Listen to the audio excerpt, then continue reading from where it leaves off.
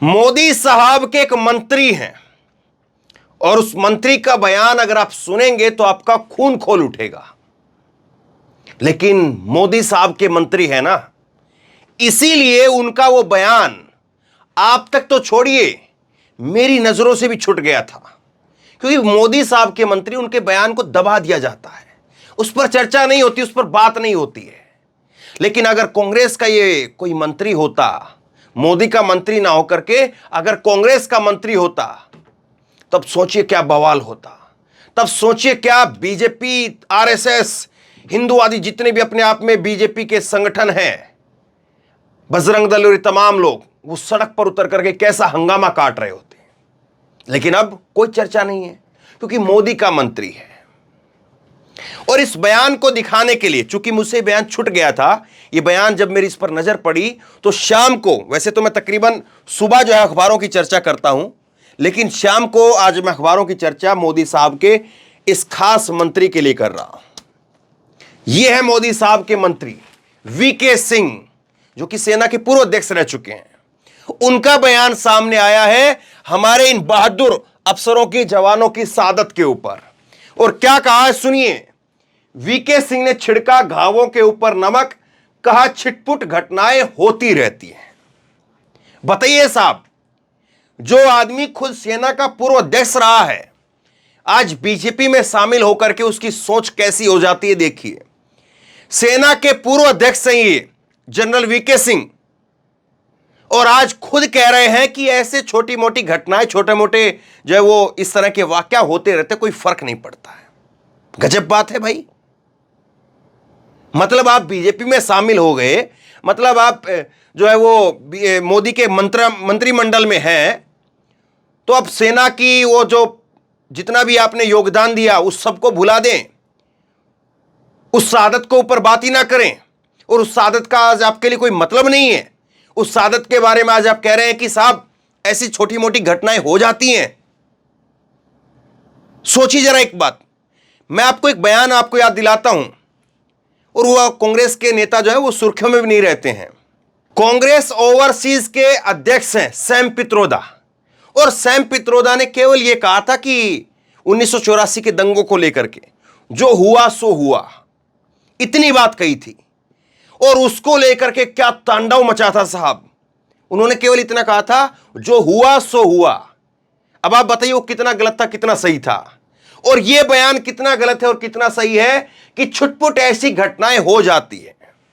जहां पर हमारा कर्नल शहीद हो गया, जहां पर हमारा मेजर शहीद हो गया, जहां पर हमारा डीएसपी शहीद हो गया, और वो इनके लिए छुटपुट घटनाएं हैं। और मीडिया में आज चर्चा नहीं है, मीडिया में आज जिक्र नहीं है इस बात का, मीडिया में कोई हंगामा नहीं कर रहा, और फिर कह रहे हैं कि हमको बहिष्कार क्यों कर रहे हो, हमारा बहिष्कार क्यों करते हो, हमको गोदी मीडिया क्यों कहते हो। भाई ठीक है, बीजेपी का नेता है, बीजेपी के मंत्री हैं, इनको जो चाहेगा, इनके जो मन में आएगा वो करेंगे, वो जो मन में आएगा वो कहेंगे। लेकिन एक मीडिया कर्मी का जो है ये तो फर्ज बनता है ना, एक पत्रकार का ये तो फर्ज बनता है कि कम से कम इस चीज को उठाए, इस चीज पर बात होनी चाहिए, इस चीज को लोगों तक बताया जाना चाहिए कि ये सही कहा गया है या गलत कहा गया है। अगर सैम पित्रोदा का ये बयान कि जो हुआ सो हुआ वो गलत था, उसके ऊपर हंगामा किया गया, तो आप बताइए इसके ऊपर क्या किया जाना चाहिए। छुटपुट घटनाएं इनके लिए। लेकिन देखिए साहब, मैंने दोनों बयान बताए आपको, मैं कोई रखता नहीं हूं किसी का। ऐसा नहीं कि कोई कांग्रेस ने कोई बयान दिया तो उसके बयान पर जो है बात ना की जाए। क्यों भाई, अगर सैम पित्रोदा ने जो बयान दिया वो गलत था तो ये भी गलत है, और मुझे लगता है कि मेरी नजर में ये उससे ज्यादा गलत है, उससे कहीं ज्यादा गलत है। अगर सैम पित्रोदा की आलोचना हुई थी तो इनकी भी होनी चाहिए, इनसे भी पूछा जाना चाहिए, और इनसे पूछा जाना चाहिए। लेकिन ये साहब अभी व्यस्त हैं, ये साहब अभी बहुत बिजी हैं, ये घमंडिया गठबंधन से जो है वो सनातन धर्म को बचाने में लगे हुए हैं। पता नहीं इन बेचारों की कब सुध बुध लेंगे, पता नहीं मेरे को कि इनकी कब सुध बुध लेंगे। अभी जो है ये घमंडिया गठबंधन से सनातन धर्म जो है उसको बचाने पर तुले हुए हैं, उसको बचाने पर लग रहे हैं, वो उसको तबाह कर देंगे। नहीं तो अगर मोदी नहीं होगा तो सनातन धर्म तबाह हो जाएगा। बताइए साहब, ऐसे ऐसे तर्क दिए जा रहे हैं। मुगल आ गए, मुगल चले गए, अंग्रेज आ गए, अंग्रेज चले गए, सनातन धर्म अभी आया है क्या? मुगल से पहले का था या बाद का था, अंग्रेज से पहले का था या बाद का था। लेकिन देखिए, और आज की खबर जो है, ये कल की खबर दिखा रहा हूं मैं, कल का बयान जो मुझसे छूट गया था, आज की खबर एक और शहीद हो गया है। आतंकी घेरे गए हैं, उनके ऊपर मोटार से हमला किया जा रहा है।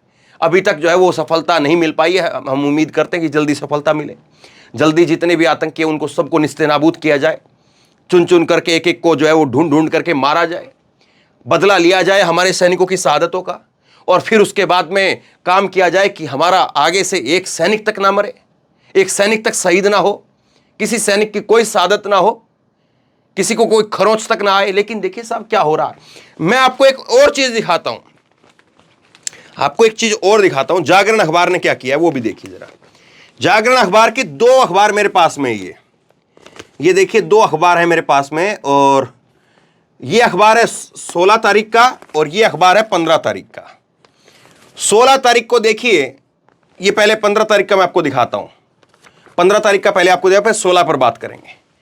ये देखिए, जब शहादत की खबर है तो उसको किस तरह से यहां पर जो है वो ढांप दिया गया है।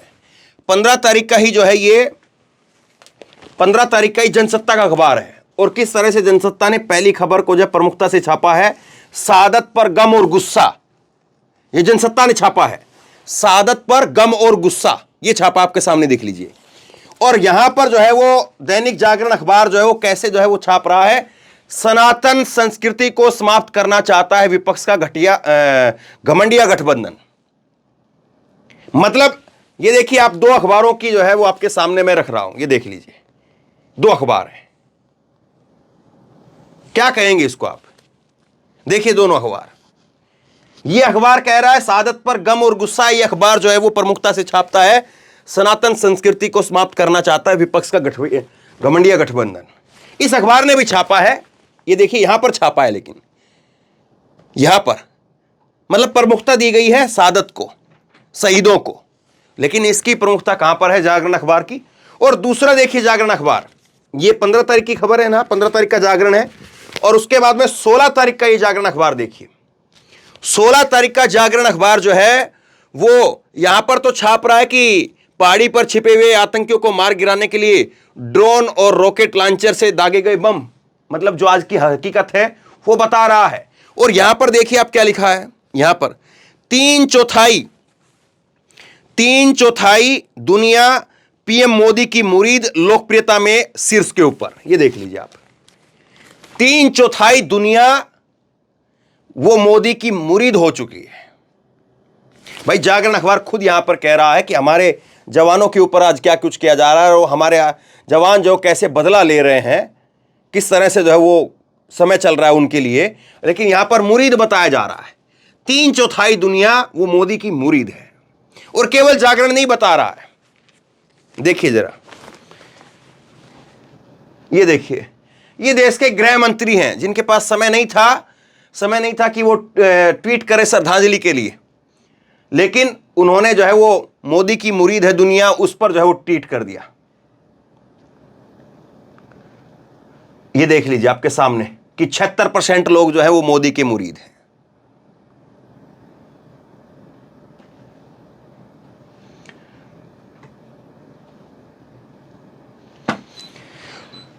कई बार सोच करके थोड़ा बहुत मतलब ऐसा हो जाता है कि क्या बात करें, नहीं बात करनी चाहिए, लेकिन फिर वही कि कोई बात तो कर ही नहीं रहा, हम भी बात ना करें तो फिर कैसे बात होगी। और दिखाऊं मैं आपको कुछ, ये देखिए नवभारत टाइम ने लिखा है, एक और शहीद आतंकी घेरे गए, मोटार से हमला। ठीक है, जागरण अखबार जो है वो लिख रहा है, ये भास्कर अखबार ने लिखा है कि अनंतनाग में चौथे दिन भी मुठभेड़ जारी है। ठीक है, और देखिए अनंतनाग में एक और शहीद, और दिखाता हूं, जय हिंद पापा। ये देखिए छोटे छोटे बच्चे जो हैं वो छोटे छोटे बच्चे हैं, ये कर्नल मनप्रीत सिंह के बेटे हैं जो यहां पर सेना जैसी वर्दी पहनी है,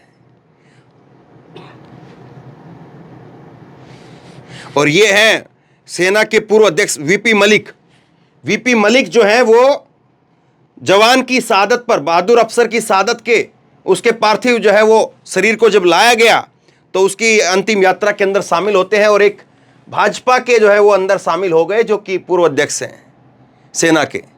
वो कह रहे हैं कि छोटी मोटी घटना है, कायदे से तो आज इनको जो है वो जाना, वो उस दिन जो है वो जाना चाहिए था, लेकिन ये वहाँ पर थे मध्य प्रदेश में, अगर मुझे ठीक से याद हो तो वहाँ पर प्रचार प्रसार में थे।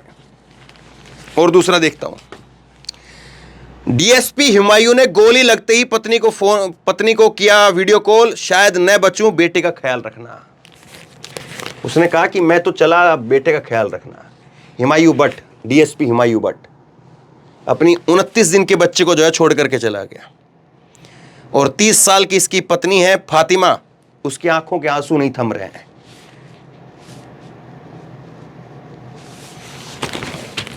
लेकिन मोदी साहब बहुत बड़े काम पर लगे हुए हैं। देखिए अब मोदी साहब जो है वो वाकई बहुत बड़े काम पर लगे हुए। मैं दिखाता हूं आपको, आप ऐसे यकीन नहीं करेंगे कि मोदी साहब कितना बड़ा काम कर रहे हैं। देखिए जरा, मोदी साहब वाकई बहुत बड़ा काम कर रहे हैं। देखिए ये खबर देखिए आप, नव भारत की खबर दिखा रहा हूं मैं आपको। ऊंचाई पर मौजूद थे आतंकवादी, नीचे से आ रहे सेना के जवानों पर बरसा दी गोली। ये खबर है, लेकिन नीचे खबर है, सनातन को मिटाना चाहता है विपक्ष। मतलब मोदी जी को चिंता किस बात की है, सोचिए जरा इस बात को। मोदी जी का एक बयान नहीं आया है शहीदों के लिए, उनकी चिंता किसके लिए है समझिए जरा।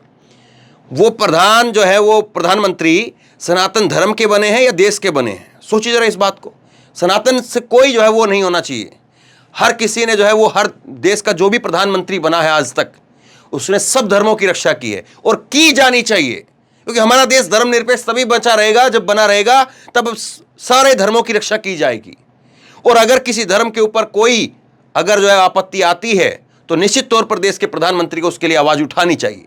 और अगर नरेंद्र मोदी जी को लगता है कि इंडिया गठबंधन की वजह से, जिसको वो इंडी गठबंधन बुलाते हैं, इंडी गठबंधन की वजह से अगर सनातन पर कोई खतरा है तो कानूनी कार्रवाई करनी चाहिए, बजाय कि रैलियों में बोले। अगर किसी धर्म के ऊपर कोई दिक्कत आ रही है आज, अगर किसी धर्म के ऊपर आज कोई खतरा है, तो बतौर देश के प्रधानमंत्री उनको पूरा हक है इस बात का कि वो कानूनी कार्रवाई करें और इंडी गठबंधन के सारे नेताओं को जेल में डाल दे। जो भी कानूनी जो है धाराएं कहती हैं, जो भी देश का संविधान कहता है, कानून कहता है, उसके तहत सख्त कार्रवाई होनी चाहिए। लेकिन ये क्या समझ में नहीं आता है, ये रणनीति कौन सी है कि यहां पर जवानों की शहादत हो रही है, जवानों की शहादत के लिए श्रद्धांजलि के 2 ट्वीट नहीं आपके पास में, 2 शब्द नहीं आपके पास में, लेकिन यहां पर देखिए साहब, पूरी मुट्ठी भींच करके, पूरा तान करके मोदी जी इस बात को बोलते हैं कि सनातन को खत्म करना चाहता है विपक्ष।